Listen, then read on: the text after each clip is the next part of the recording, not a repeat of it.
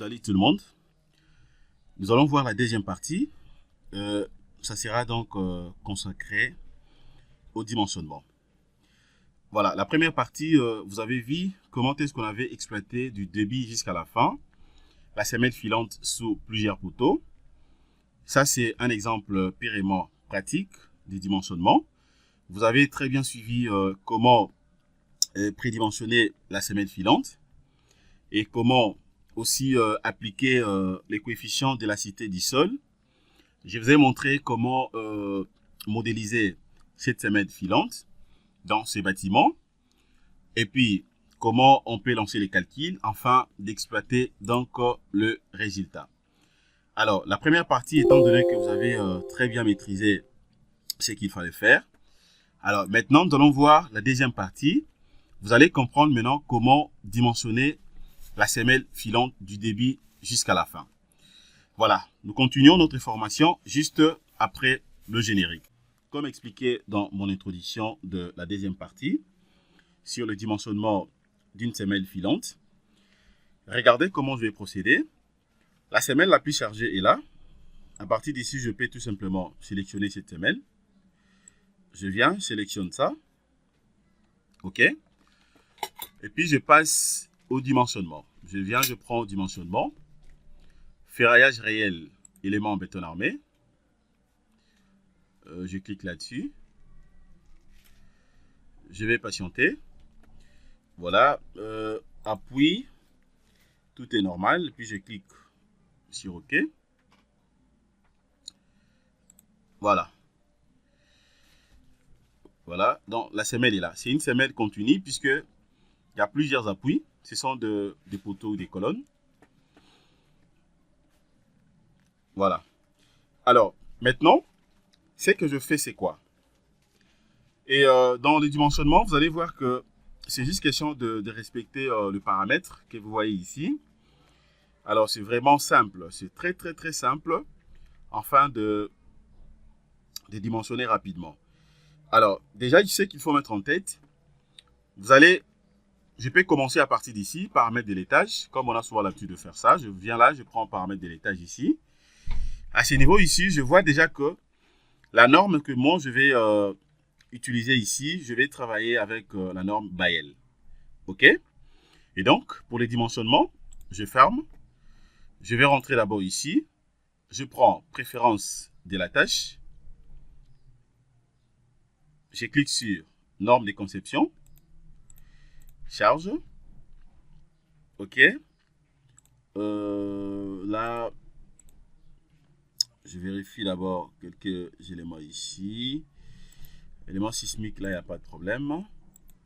Là aussi, c'est bon. Pour les unités aussi, j'ai pas de problème.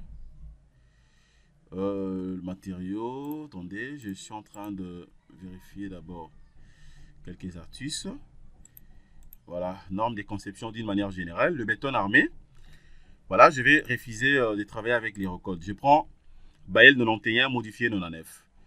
Concernant la géotechnique, je vais travailler avec la norme DTI 1312. C'est ce que j'aime beaucoup plus utiliser. C'est bon, je clique sur OK. Je peux même enregistrer ça comme paramètre par défaut si je veux. Et là, c'est bon. Je viens là, je prends paramètre de l'étage. Voilà. Le paramètre de l'étage ici, type de fissuration. Pour ces projets, je prends fissuration préjudiciable. OK, je suppose que je suis en train de travailler dans un milieu agressif. Donc, ça dépend de vous, ça dépend du projet. Vous pouvez prendre aussi fissuration peu préjudiciable, milieu non agressif. Mais pour ces projets, je considère ça comme ça. Je clique. Et puis, option des calculs.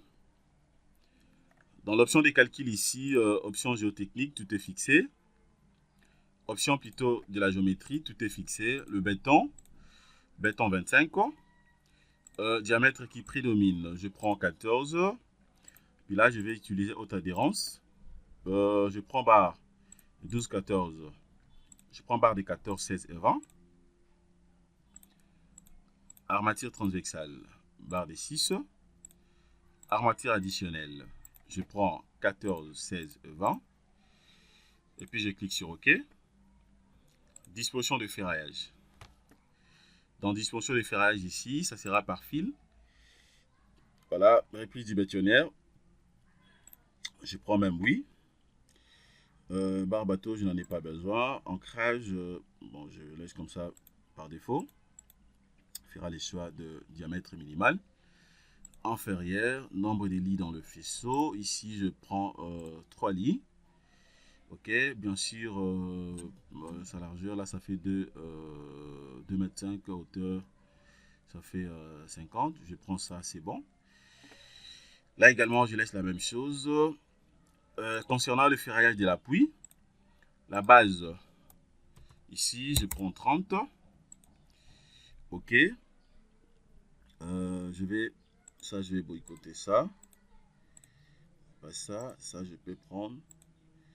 Je peux prendre ça. Bon, ça aussi je peux refuser. Je prends ça et ça. Ok. Là c'est bon pour moi. Secondaire. Acier de montage. Prise en compte dans les calculs. Si vous voulez bien, moi je ne vais pas avoir beaucoup de barres inutilement. Je refuse. Épingler contre le poussé au vide. Je laisse d'abord comme ça par défaut. Cette hauteur, voilà, je laisse comme ça. Forme des crochets ici. Je suis au niveau de pour la semelle filante, longueur développée, je prends 10. Je vais avoir les angles droits, les crochets droits, donc je prends 90. Et puis OK. OK. Et puis c'est bon. Alors, étant donné que tout est déjà bien inséré, maintenant je vais faire quoi? Je vais poursuivre tout simplement les éléments. Alors, pour les chargements, ça a été pris en compte. OK? Et là, vous allez voir que définir élévation, je n'en ai pas besoin puisque c'est déjà connu. La réservation ici, ça dépend du projet. Si vous avez besoin de ça, vous allez donc le mettre. OK? Mais par contre, à ce qui me concerne ici, je n'ai pas mis puisque je n'en ai pas besoin. OK? Voilà. Maintenant, je viens au niveau des sols. Au niveau des sols ici, déjà, vous allez voir que ça a été pris en considération, mais les sols considérés ici par défaut, il m'a proposé argile et limo ferme. C'est ce qu'il m'a proposé. Alors, par rapport à ce qui est important pour moi ici, je viens, étant donné que je vais insérer la contrainte est déjà connue, la contrainte que moi je vais insérer ici est connue. Et donc, là, je vais travailler avec, je me dis, première couche, argile et limo ferme. Ok, je peux laisser ça. Deuxième couche, je prends argile. Bon, je prends seulement. Je vérifie ça. Couche, je prends argile. Argile très ferme. Très ferme et dire. Voilà, je prends ça comme ça. Je vais travailler avec ça. Hauteur d'Italie ici. NI, position du sol 0,0. Nappe phréatique. S'il y a présence de l'eau, il faudrait que vous puissiez spécifier. À ce qui me concerne pour ce cas, il n'y en a pas donc. Je laisse tel que représenté ici. C'est bon. Et j'applique. Une fois appliqué, je ferme. Et là, maintenant, je prends option géotechnique. Option géotechnique, les coefficients de sécurité, je vais augmenter. Je vais travailler avec 1.5 pour les glissements. Et puis 1.5 pour les renversements.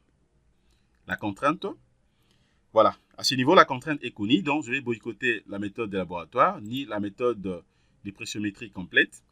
Mais je prends la méthode des pressiométries, la méthode pressiométrique des contraintes. OK? Je vais travailler avec ça. OK? Alors, déjà ici, vous allez voir que la contrainte ici est donnée en kilopascal. La contrainte est donnée en kilopascal. Donc, à ne pas commettre cette erreur. OK?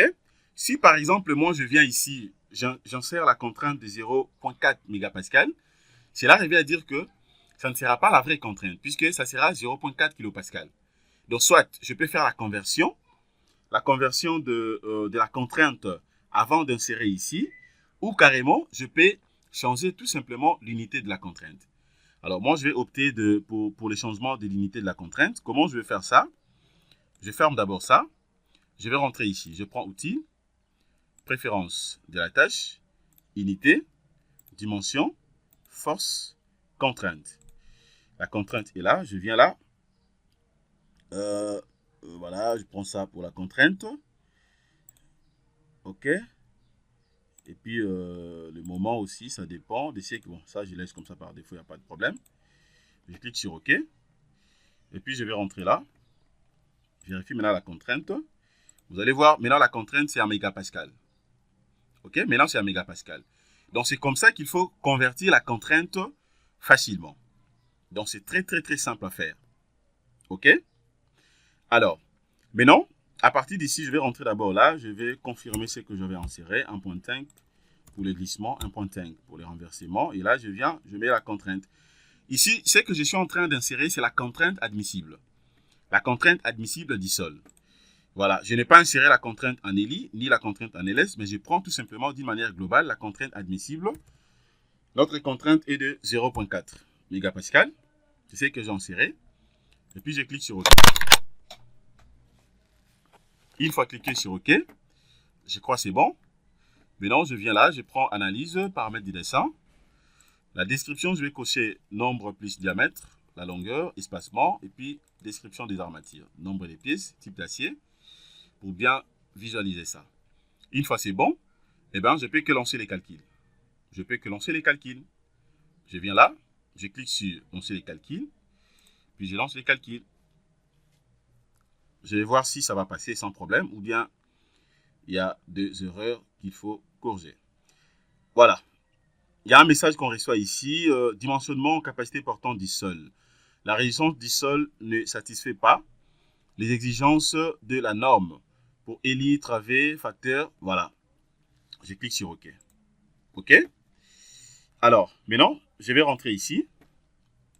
Je rentre là. Je considère première argile limo ferme. Deuxième, je prends argile mouille limo. Troisième, je prends argile très ferme et dure. Voilà, je considère ça comme ça. J'applique. Et puis, je relance les calculs. Je relance les calculs. Je vais voir maintenant ce que j'aurai.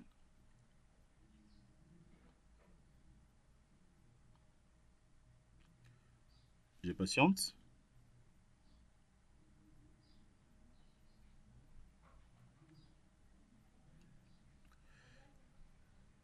Voilà. Voilà ce que je viens d'obtenir. Je vais modifier encore un truc. Je ferme. OK. Regardez ce qu'il m'a donné, ce qu'il m'a proposé. Alors, maintenant, je vais rentrer là. Regardez comment je vais corriger un élément, un artiste. Je viens là. Je prends option des calculs.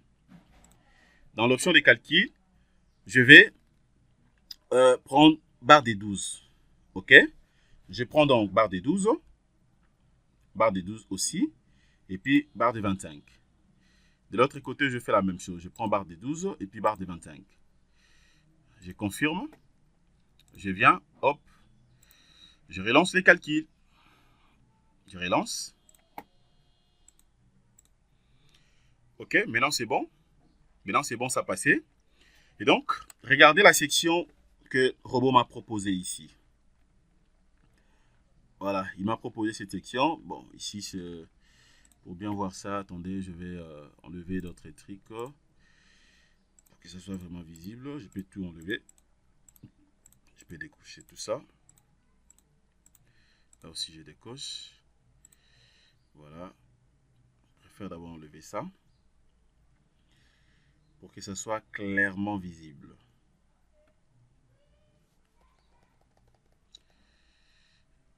Voilà, là maintenant c'est visible, quand même. Voilà ce qu'il m'a proposé. La section, vous avez la coupe AA. La coupe AA est là. Ça, c'est la coupe AA. De l'autre côté, vous avez la coupe BB. OK.